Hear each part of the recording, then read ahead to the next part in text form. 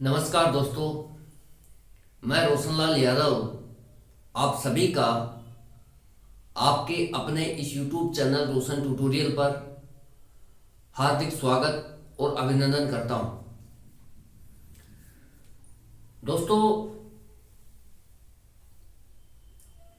हम जो है अभी ब्लड रिलेशन पढ़ रहे हैं। इसमें मैंने ये कहा था कि 3 तरीके से क्वेश्चन फ्रेम होते हैं। जो टाइप 1 है, पहला तरीका वो था कोडेड रिलेशनशिप। कि किस तरीके से मैंने बताया था कि आपको कि कोडेड पहले से ही कोडिंग की जाएगी रिलेशन की, कि जैसे प्लस का मतलब फादर होगा, माइनस का मतलब मदर, इस तरीके से मतलब कुछ भी कोडिंग कर सकता है। प्लस माइनस गुणा भाग @ हैशटैग स्टार कुछ भी। लेकिन पैटर्न फिक्स रहेगा कि पहले से ही कोडिंग करके देगा और हमें क्या करना है कि उसी कोडिंग का यूज करते हुए जो क्वेश्चन हमसे पूछा गया है उसका आंसर फ्रेम करना है। ये हमने काफी डिटेल में डिस्कस कर लिया पिछले 6 वीडियो में। कोड टाइप 1 जो कोडेड रिलेशनशिप है इस पर ही डाले हैं। अब हम आज से टाइप सेकंड जो है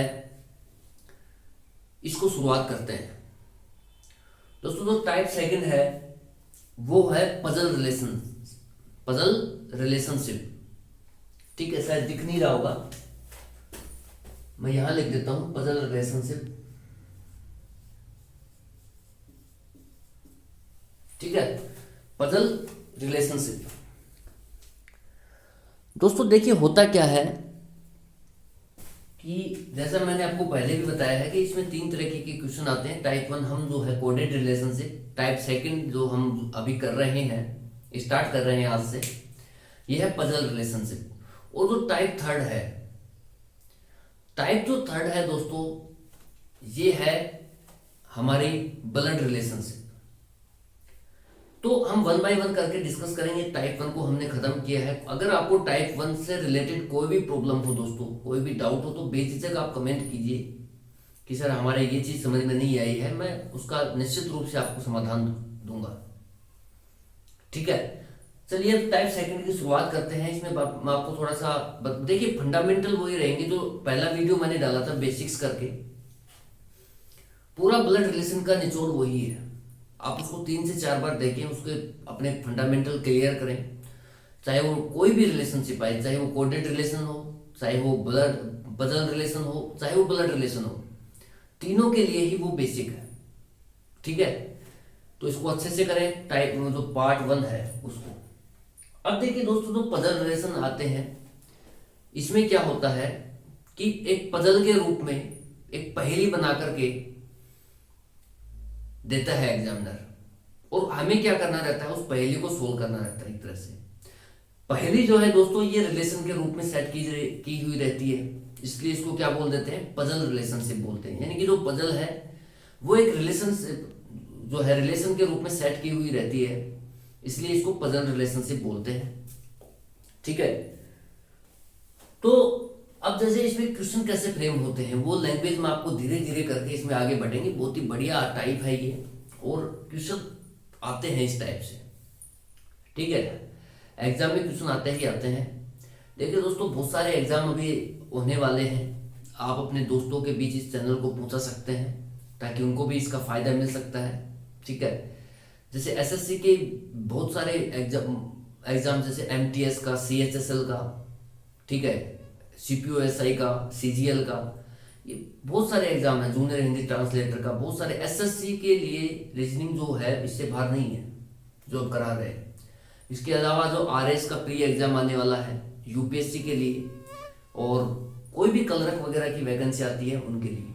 ठीक है, तो आप इस चैनल को जितने लोगों के बीच इसको शेयर कर सकते हैं दोस्तों कीजिए। बाकी कंटेंट वाइज कोई इशू नहीं रहेगा, ये मैं आपको गारंटी देता हूँ। ठीक है, आपको बहुत ही बेहतरीन कंसेप्ट, बहुत ही बेहतरीन चीजें देखने को मिलेंगी, यहाँ पर सीखने को मिलेंगी।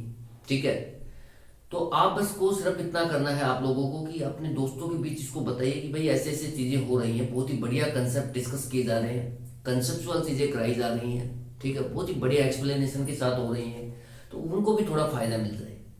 ठीक है, बाकी चलिए बढ़ते हैं आगे। एक बार वीडियो की कंटिन्यूटी चेक करता हूं मैं। ठीक है। अब देखिए दोस्तों, जो पजल रिलेशनशिप होती है इसमें कोई ज्यादा बड़ा काम नहीं है भाई। इसमें क्या होता है कि जो भी रिलेशन होगा वो पजल के रूप में सेट रहेगा। ठीक है, एक पहेली बना करके आपको देगा कि यार ये इसका पिता है, ये इसकी माता है, ये इसका भाई है, ये इसका फूफा है, ये इसकी मौसी है, ये इसका मामा है। इस तरीके से एक मतलब गुत्थी सी बना देगा उसकी। और हमारे को क्या करना है भाई, जैसे जैसे एग्जामिनर बोलता है वैसे वैसे हमारे को वो डायग्राम फ्रेम करना है जो मैंने आपको सिखाया है। बस जैसे जैसे स्टेटमेंट उठाना है, डायग्राम फ्रेम करना है, स्टेटमेंट उठाना है, डायग्राम फ्रेम करना है, स्टेटमेंट उठाना है, डायग्राम फ्रेम करना है। पर पिछले क्वेश्चन में भी तो हम यही कर रहे थे कोडेड रिलेशनशिप में। 3 से 4 स्टेटमेंट होते थे, हम स्टेटमेंट को उठाते थे। जैसे a प्लस बी था, जैसे r प्लस क्यू आ गया, r प्लस क्यू को उठा लिया, फिर r प्लस पी आ गया, उसको उठा लिया। तो वहां भी हम ऐसे कर रहे थे, एक एक स्टेटमेंट उठा करके हम डायग्राम फ्रेम कर रहे थे। यहाँ भी दोस्तों एक एक स्टेटमेंट को उठा रहा है और डायग्राम फ्रेम करना है। बस कोई ज्यादा डिफरेंस नहीं है, आराम से क्वेश्चन बनते हैं। मैं पहले क्वेश्चन बोल देता हूं आपको। देखिए मैंने इंग्लिश में ही लिखा है, हिंदी वालों के लिए मैं बोल देता हूं। आप अगर हिंदी में लिखना चाहते हैं दोस्तों तो आप निश्चिंत रूप से हिंदी में लिख सकते हैं। मैं बोल देता हूं, एक बार इंग्लिश में बोल देता हूं। R is D's brother, Q is R's sister, A is brother of F, D is father of F, Q is daughter of M, who is the uncle of A। ये तो हो गया इंग्लिश में। हिंदी वाले लिखिए, R इज D's ब्रदर का मतलब है दोस्तों जो R है वो D का भाई है। ठीक है, आप हिंदी वाले लिखिए R D का भाई है, Q R की बहन है, A F का भाई है, D F का पिता है, Q M की पुत्री है। तो A का चाचा कौन होगा? A का चाचा कौन होगा? और इस तरीके से आपको ऑप्शन दिए रहेंगे। ऑप्शन A है Q, ऑप्शन सॉरी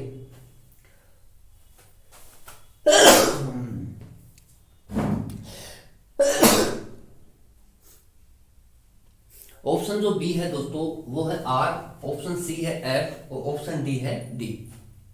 ठीक है, इनमें से देखिए एक पहेली बना करके आपको दी है और उस पहेली को अपने को सोल्व करना है। और ये पहेली जो है दोस्तों ये रिलेशन के रूप में है, इसलिए इसको पजल रिलेशन बोल रहे हैं। ठीक है, एक टाइप अलग ही डिसाइड कर दिया कि ये पजल रिलेशन के क्वेश्चन है। ठीक है, और बहुत ही शानदार टाइप है यार। अभी शुरुआत कर रहे हैं इसमें और बढ़िया लेवल तक आपको लेके जाएंगे। ठीक है, तो चलिए शुरुआत करते हैं। क्वेश्चन की लैंग्वेज आपको पता लग चुकी है, कुछ नहीं करना, एक एक स्टेटमेंट को उठाना है और वही डायग्राम फ्रेम करना है जैसे हम पहले करते आए हैं। भाई वो ये कि जैसे जो भी मेल आएगा उसके लिए हम पॉजिटिव साइन यूज करेंगे, जो फीमेल आएगा एक बार बता देता हूँ आपको 1 मिनट में।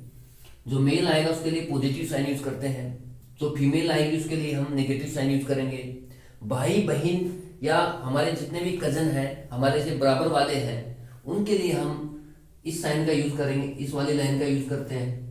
यहाँ हम खुद को रखते हैं, यहाँ पर हमारे जो पैरेलल लोग हैं, जैसे मतलब जो हमारे बराबर लोग हैं, जैसे भाई बहन हो गए, हमारे चाचा ताऊ के लड़के हो गए, मामा मामी के लड़के हो गए, बुआ के लड़के हो गए। ठीक है, इस तरीके से यानी कि हमारी पीढ़ी के लोग बराबर में आएंगे। और उसके अलावा जैसे एक मैंने ये बताया था आपको कि हमारे माता पिता या हमारे से एक पीढ़ी ऊपर के लोगों के लिए हम इस वाली लाइन का यूज करते हैं। ठीक है, यहाँ हम खुद को रखते हैं, यहाँ हमारे माता पिता हो गए, चाचा चाची, ताऊ ताई, फूफा बुआ, मासी, जो भी है वो सब हमारे से एक पीढ़ी ऊपर के लोग हैं। इस तरीके से हम उसको रिप्रेजेंट करते हैं। और सिर्फ पत्नी के केस में, सिर्फ और सिर्फ पत्नी के केस में दोस्तों हम क्या करते हैं, डबल बॉन्ड का यूज करते हैं। ये चीजें मैंने आपको बताई थी, ये 5 चीजें हैं बस।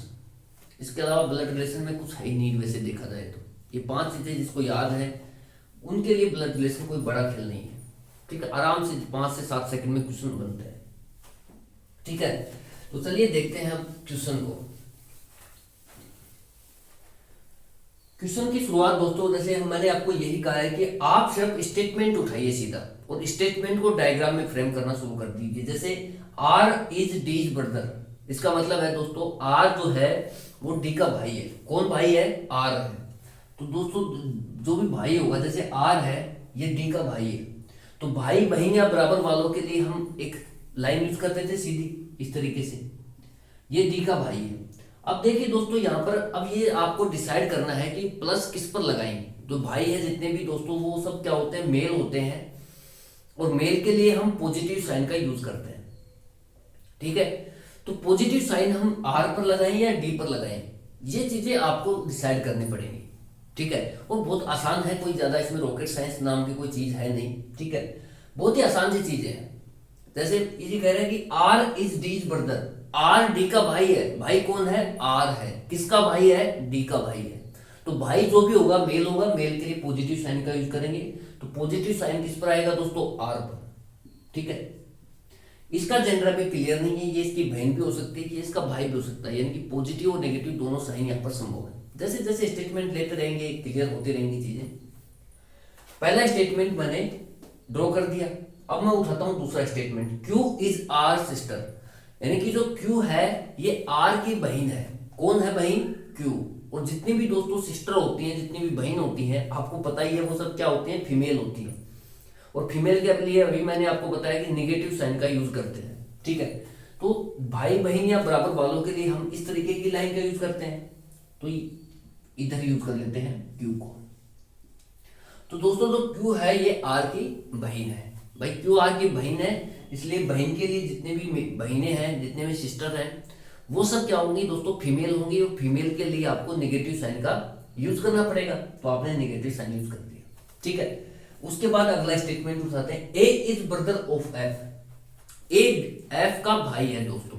ठीक है, अब देखिए दोस्तों ऐसे स्टेटमेंट आपको बीच बीच में एग्जामिनर देगा। जैसे जैसे आप क्वेश्चन फ्रेम करना शुरू करेंगे एग्जामिनेशन हॉल में, ऐसे स्टेटमेंट बीच बीच में आएंगे जिनका कहीं कोई लंगड़ पेच ही नहीं है। अपने आड़ू भाषा में कहीं तो लंगड़ पेच ही नहीं है। ना तो ये इससे कनेक्ट हो पाएगा, ना ये इससे कनेक्ट हो पाएगा, ना ये इससे कनेक्ट हो पाएगा। मतलब जो भी आपने फ्रेम किया है ना उससे कनेक्ट ही नहीं हो पाएगा स्टेटमेंट। जैसे मान लो पिछला स्टेटमेंट था दोस्तों, आर इज डीज ब्रदर, यह आपने फ्रेम किया, यहां पर ड्रॉ किया। उसके बाद ये जो अगला स्टेटमेंट था, Q इज आर सिस्टर, ये हम R के साथ इसको अटैच कर सकते हैं। इसको जो Q इज आर सिस्टर है, इस स्टेटमेंट को हम इस स्टेटमेंट के साथ कनेक्ट कर सकते हैं, अटैच कर सकते हैं इसको। लेकिन बीच बीच में ऐसे स्टेटमेंट भी आएंगे दोस्तों जिनको आप कनेक्ट ही नहीं कर सकते। मतलब भाई आप इसको कनेक्ट सिर्फ तीन ही तरीके से कर सकते हैं, या तो ये Q के साथ रिलेशन बताइए, या फिर ये R के साथ रिलेशन बताइए, या फिर ये D के साथ रिलेशन बताइए। अगर ये इन तीनों के साथ रिलेशन नहीं बताता है ये स्टेटमेंट, तो ये कहीं भी कनेक्ट नहीं हो पाएगा दोस्तों।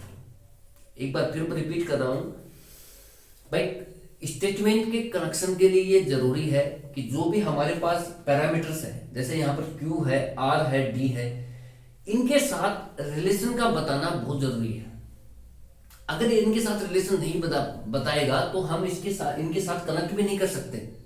अगर वो बता देता है कि Q के साथ रिलेशन बताएगा तो हम Q के साथ कनेक्ट कर देंगे, R के साथ रिलेशन बताता है तो R के साथ कनेक्ट हो जाएगा, और D के साथ रिलेशन बताएगा तो D के साथ कनेक्ट कर देंगे, दिक्कत कहाँ है। लेकिन बीच बीच में मैं फिर भी रिपीट कर रहा हूं कि ऐसे स्टेटमेंट आएंगे ही आएंगे जो कहीं भी कनेक्ट नहीं हो पाएंगे। जैसे ये स्टेटमेंट है, A is brother of F, यानी कि जो अब A है वो F का भाई है। अब F देखिए दोस्तों, आप यहां भी नहीं है, यहां भी नहीं है, यहां भी नहीं है, तीनों जगह ही नहीं है, तो हम इसको इससे कनेक्ट नहीं कर सकते। तो इसका अलग से आप फ्रेम कर सकते हैं, अलग से ड्रॉ कर लीजिए एक बार के लिए कि जो A है वो F का भाई है दोस्तों। भाई बहन बराबर वालों के लिए हम इस लाइन का यूज करते हैं, लेती हुई लाइन का। ठीक है, अब भाई कौन है? A है। तो जितने भी भाई हैं दोस्तों वो सब क्या होंगे? मेल होंगे, और मेल के लिए आपको पॉजिटिव साइन का यूज करना है, सिंपल सी बात है। तो ये आपने पॉजिटिव साइन यूज कर दिया। ठीक है भाई, उसके बाद D is father of F। ठीक है, अब देखिए दोस्तों इसको आपने साइड में रख लिया। ठीक है, अब देखिए आप D is father of F है। ठीक है, अब आप ये देखिए कि क्या मैं ये जो पैरामीटर्स है मेरे, इनसे कनेक्ट कर पा रहा हूं स्टेटमेंट को। तो बिल्कुल आप देखिए यहां पर क्या है? D है, D is father of F, यानी कि जो D है ये एफ का पिता है, ये जो स्टेटमेंट है दोस्तों ये इस डी से कनेक्ट हो जाएगा। ठीक है, तो जो कनेक्ट हो रहा है उसको कनेक्ट करते हुए चलिए, कहने का मतलब ये है दोस्तों, उसको साइड में लिखने की जरूरत नहीं है कहीं आप ऐसे लिखने लग जाओ कि डी फादर ऑफ एफ है, तो डी एफ का पिता है, मैं इसको साइड में लिख देता हूँ, ऐसे बाद में कनेक्ट कर लूंगा, ऐसे नहीं करना। जो कनेक्ट हो रहा है स्टेटमेंट उसको साथ साथ ही कनेक्ट करते हुए चलिए। और कनेक्ट करने का तरीका मैंने आपको बताया है, कनेक्शन तभी हो पाएगा जब जो दिए गए पैरामीटर्स हैं दोस्तों वो उस स्टेटमेंट में होंगे। जैसे यहाँ पर डी है तो ये डी से आसानी से कनेक्ट हो जाएगा क्योंकि डी के साथ रिलेशन बैठा रहा है, डी के साथ रिलेशन बना रहा है तो ये आसानी से कनेक्ट हो जाएगा। कोई आर के साथ रिलेशन बताएगा तो आर के साथ कनेक्ट हो जाएगा, क्यू के साथ रिलेशन बताएगा तो क्यू के साथ कनेक्ट हो जाएगा। जो कनेक्ट हो सकता है उसको आपको अलग से लिखने की दोस्तों जरूरत नहीं है। ठीक है, उसको साथ ही कनेक्ट करते हुए चलिए आप। तो इसमें साफ साफ बोला गया है कि D is father of F, यानी कि जो डी है वो एफ का पिता है। तो दोस्तों जितने भी फादर हैं दोस्तों, किसका पिता है? डी। पिता कौन है पहले तो ये डिसाइड कीजिए, डी है। और जितने भी पिता हैं दोस्तों, जितने भी फादर हैं वो सब मेल होते हैं, और मेल के लिए आप पॉजिटिव साइन का यूज करते हैं, तो पॉजिटिव साइन आ गया इस पर। और ये किसका पिता है दोस्तों? एफ का।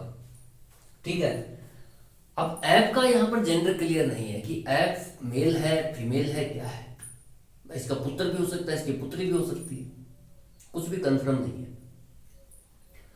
कोई बात नहीं, जो कंफर्म नहीं है उसको छोड़ दीजिए आप, आगे क्लियर हो जाएगा। Q is daughter of M. देखिए दोस्तों जो क्यू है ये पुत्री है किसकी? एम की। तो कहां लग, अभी इसको कैसे फ्रेम करेंगे आप? भाई क्यू यहां पर है, Q is daughter of M, यानी कि पुत्री कौन है? क्यू है। जितनी भी पुत्रियां हैं दोस्तों वो सब क्या होंगी? फीमेल होंगी। और फीमेल के लिए आपको निगेटिव साइन यूज करना है, जैसे यहां कर भी रखा है। और ये क्या है दोस्तों? ये एम की पुत्री है। अब एम का यहां जेंडर क्लियर नहीं है, कोई बात नहीं है, एम का जेंडर क्लियर नहीं है कि एम मेल है या फीमेल है, यानी कि एम इसका बाप है या इसकी माँ है, ये क्लियर नहीं है। ठीक है, ये स्टेटमेंट जितना कहेगा हम उसी उतना ही करेंगे, उससे ज्यादा हम अपने दिमाग से कुछ नहीं लिखेंगे, ये बात जरूर ध्यान रखना। ठीक है, कई सोचेंगे यार मैं इसको बाप बना देता हूँ, कुछ सोचेंगे यार इसको माँ बना देते हैं। जब तक क्लियर ना हो जाए ना कि बाप है या माँ है, पिता है या माता है, तब तक आप अपनी मर्जी से कुछ ना करें। ठीक है, उसके बाद कह रहा है कि who is the uncle of A. अब दोस्तों एक स्टेटमेंट जो हमारा इधर रह गया था ए वाला, ये देखिए कि कहीं इसको कनेक्ट कर सकते हैं क्या आप लोग? ठीक है, जो ए वाला स्टेटमेंट था दोस्तों उसको आप ये देखिए कि कहीं पर आप इसको कनेक्ट कर सकते हैं क्या? बिल्कुल आप कनेक्ट कर सकते हैं। किसके साथ? एफ के साथ। और एफ यहां पर है तो एफ के साथ इसको कनेक्ट कर दीजिए, ऐसे करना क्या है वो। ठीक है, हो गया। अब ये सिर्फ ये पूछा है हमारे से कि who is the uncle of A, यानी कि ए का जो अंकल है ये कौन है। सिंपल सी बात है दोस्तों, बात इतनी सी है कि भाई ये इसका क्या है? भाई है। ए जो है ये इसका भाई है। अब ये चाहे बहन हो चाहे भाई हो, उससे कोई फर्क नहीं पड़ता। पहली बात तो कोई फर्क नहीं पड़ता, आप लिखे थे ना लिखे, प्लस माइनस। अब बात हमारे को ये बतानी है दोस्तों, जो पूछा गया है हमें उसको बताना है। ठीक है, ज्ञानी नहीं बनना, पहली बात है ध्यान रखना। जो पूछा गया है, क्या पूछा गया है कि ए का चाचा कौन है। ए का चाचा बताने के लिए दोस्तों ये बताना पड़ेगा कि चाचा को ढूंढना पड़ेगा कि चाचा कहाँ है। चाचा यहाँ है दोस्तों, ए है, मान लो खुद को मानो आप यहाँ पर एक बार कि आप यहाँ पर हो। ठीक है, ये आपका भाई भी हो सकता है, बहन भी हो सकता है, और ये जो है इसका पिता है, तो ये आपका भी पिता हो गया। और ये पिता का भाई है दोस्तों आर, ये क्या है? पिता का भाई है। तो पिता का भाई दोस्तों या तो चाचा होगा या फिर ताऊ होगा। ठीक है भाई, पिता के भाई के लिए दो ही केस संभव है दोस्तों, कि या तो चाचा हो जाए या फिर वो ताऊ हो जाए। अगर वो जो हमारे पापा है, जो हमारे पिता हैं, उनसे मान लो बड़ा है तो वो क्या होगा? ताऊ होगा। और अगर वो हमारे पिता से छोटा है तो वो क्या होगा? चाचा होगा। ठीक है, तो पता लग गया भाई चाचा कौन है का? एक का चाचा आर है भाई। ठीक है, अगर ये इसने ये तो क्लियर थोड़ी किया है कि भाई ये बड़ा है कि छोटा है, तो हम जो छोटा ही मानेंगे, जो पूछा गया है उसको हमारे को रिप्लाई करना है। ठीक है, तो वो आसानी से हम बता सकते हैं कि इसका चाचा है कौन, आर। तो आर जो है दोस्तों इसमें राइट ऑप्शन रहेगा आर। अब आप ये देखिए कि आर किस ऑप्शन में, ऑप्शन नंबर बी में है, तो ऑप्शन बी जो है दोस्तों वो इसका राइट ऑप्शन है। उसके अलावा मैं सारे रिलेशन बता ही देता हूं कि ये इसका चाचा या ताऊ हो गया दोस्तों। अब ये इसकी बहन है कौन, क्यू, तो ये इसकी क्या होगी बहन, तो हमारी क्या होगी दोस्तों बुआ। ये इसके रेस्पेक्ट में रिलेशन बता रहा हूं दोस्तों, इसके रेस्पेक्ट में भी रिलेशन अलग आएंगे, इसके रेस्पेक्ट में रिलेशन अलग आएंगे। ठीक है, किसी एक के रेस्पेक्ट में मैं बता रहा हूं, बाकी आप खुद कर लें, कहीं कोई दिक्कत ही नहीं है रिलेशन निकालने में। अब ये दोस्तों जो बुआ है हमारी, ये बेटी है इसकी, किसकी, एम की। तो ये देखिए दोस्तों हमारा दादा भी हो सकता है और ये दादी भी हो सकती है, क्योंकि यहां पर देखिए जेंडर तो क्लियर है नहीं, प्लस हुआ तो दादा हो जाएगा और माइनस हुआ तो दादी हो जाएगी एम। तो कहीं कोई दिक्कत ही नहीं है, चाहे जो रिलेशन पूछे मेरे भाई। मैं ये कहना चाह रहा हूं दोस्तों, फर्क नहीं पड़ता कि वो चाचा पूछा है, ये भी फर्क नहीं पड़ता कि वो कल को बुआ पूछ लेगा, कल को मान लो कि दादा पूछ ले, दादी पूछ ले। ठीक है, आप ये मत देखिए, आप सिर्फ बेसिक्स पर ध्यान दीजिए कि बेसिक्स क्या है।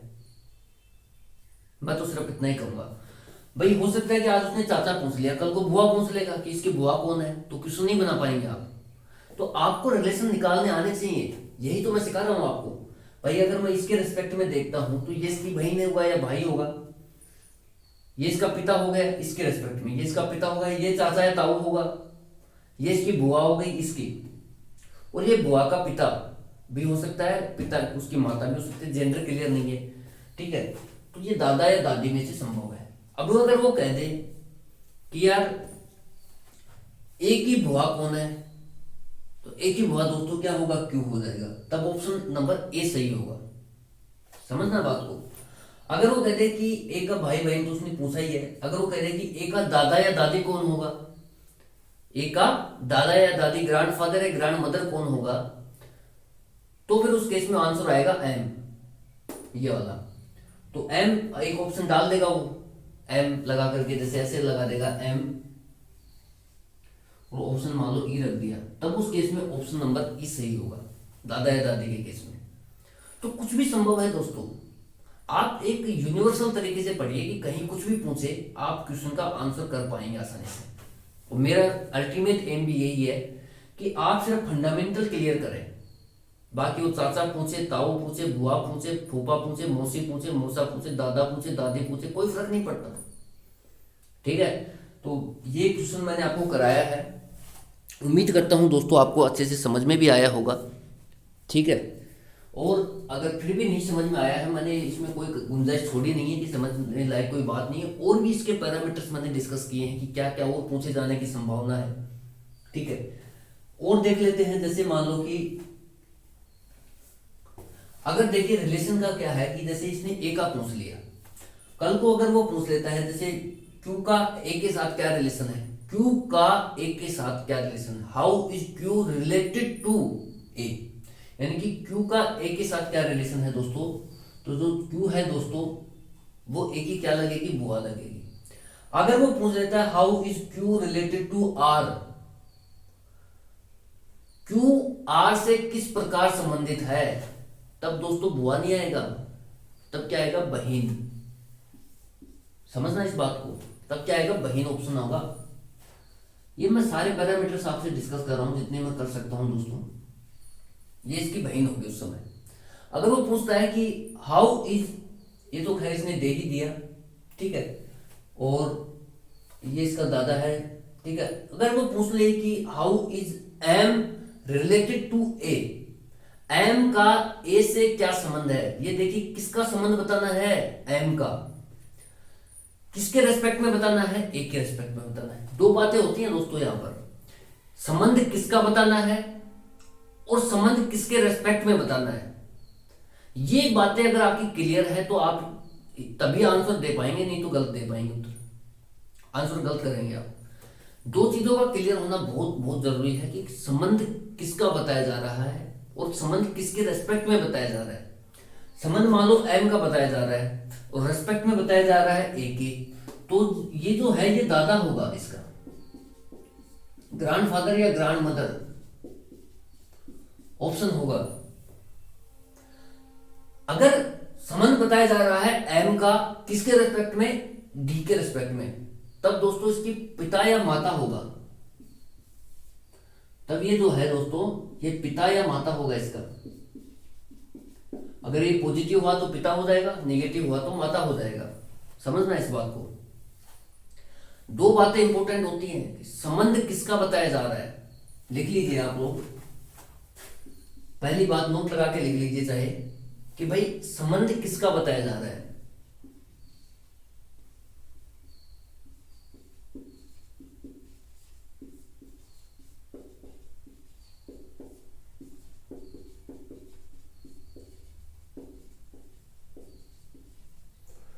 और दूसरी जो इंपॉर्टेंट बात है दोस्तों, संबंध किसके रेस्पेक्ट में बताया जा रहा है।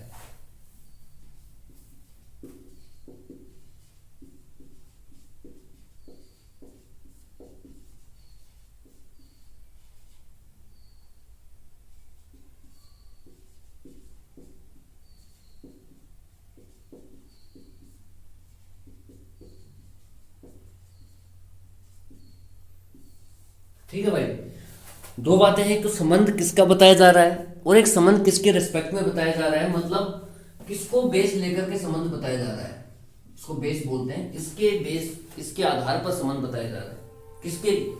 किसको बेस लेकर के संबंध बताया जा रहा है।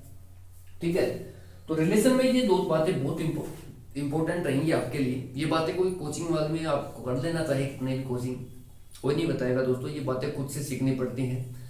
मेरे पास टाइम है, बहुत टाइम है अपने पास। ठीक है, आराम आराम से चीज़ें करानी है, कोई जल्दीबाजी है नहीं। ठीक है, किसी इंस्टीट्यूट के मैनेजमेंट का भी प्रेशर नहीं है कि भाई 20 घंटे में आपको रीजनिंग करा के देनी है, ऐसा कुछ है नहीं अपने पास। तो आराम आराम से बताएंगे एक एक चीज़ें खोल के, क्या दिक्कत है। ठीक है, तो बस ये ध्यान रखना कि जो संबंध बताया जा रहा है वो संबंध किसका बताया जा रहा है। दूसरी इंपॉर्टेंट बात है दोस्तों, संबंध किसके रेस्पेक्ट में बताया जा रहा है, मतलब किसके बेस पर संबंध बताया जा रहा है। ठीक है, आप रेस्पेक्ट की जगह दोस्तों बेस करें तो ज्यादा बढ़िया रहेगा। किसके बेस पर, बेस में किसके बेस पर संबंध बताया जा रहा है। ठीक है, किसको आधार बनाकर के संबंध बताया जा रहा है। जैसे मान लो कि अभी मैंने आपको बताया कि संबंध एम का बताना है डी के रेस्पेक्ट में, तो एम जो है, एम का संबंध बताना है डी के रेस्पेक्ट में। तो दो बातें हैं यहाँ पर, संबंध किसका बताना है, एम का, किसके रेस्पेक्ट में बताना है, किसको बेस लेकर बनाना है संबंध को, डी को। तो तभी रिलेशन निकल पाएंगे, नहीं तो नहीं निकल पाएंगे। अगर मान लो संबंध बताना है एम का और आप पूछ रहे हैं डी के रेस्पेक्ट में, आपने बता दिया ए के रेस्पेक्ट में, तो आप दादा दादी करेंगे, आंसर गलत हो जाएगा। आप संबंध बताना है किसका, एम का, किसके रेस्पेक्ट में, डी के रेस्पेक्ट में, तो क्या होगा, पिता या माता होगा, तभी आप सही कर पाएंगे। तो दो बातें हैं बस इसमें खाली, जो मैंने आपसे डिस्कस की हैं। बाकी हम चलिए नेक्स्ट क्वेश्चन में देखेंगे दोस्तों। 30 मिनट के आसपास वीडियो बन भी चुका है ऑलरेडी हमारा, एक क्वेश्चन कराया गया है खाली। ठीक है, तो चलिए कोई बात नहीं है, हम धीरे धीरे चीज़ों को सीखेंगे और आपको धीरे धीरे ही आगे बढ़ना पड़ेगा दोस्तों, क्योंकि समय जो है ना, एक तो ये तरीका होता है कि आए और क्वेश्चन, पहली बात तो ये होता है जैसे डिजिटल बोर्ड होता है तो उसमें क्वेश्चन पहले से लिखा रहता है। ठीक है, मेरे साथ देखिए क्या क्या चुनौतियां मैं आपको बताता हूँ। डिजिटल बोर्ड में क्या होता है कि ऐसे टिक मारा, क्वेश्चन आ गए, ठीक है, अपने आप आ जाता है। यहाँ तो सब कुछ लिखना पड़ता है भाई, ये एक एक चीज लिखी है मैंने, R is D brother, Q is R sister, ये सब लिखा है मैंने, फिर ये ऑप्शंस लिखे हैं, सॉल्यूशन भी कराया है आपको सामने, क्या क्या और पैरामीटर्स हो सकते हैं वो सब लिखने पड़ते हैं, तो टाइम लगता है चीज़ों में। ठीक है, हिंदी का मैं आपको बोल के इसलिए बताता हूँ ताकि मैं 2-3 मिनट बचा सकूँ मेरी। ठीक है, और आराम से लिख भी सकते हैं। आपको क्वेश्चन लिखने से मतलब है दोस्तों, आपको लिखने में कोई दिक्कत नहीं रहेगी, मैं बोल दूंगा साथ साथ, इंग्लिश वालों के लिए मैं लिख दूंगा। ठीक है, तो चलिए दोस्तों इन्हीं शब्दों के साथ आज के इस सेशन का विराम देते हैं। Thank you so much for watching. जय हिंद, जय भारत।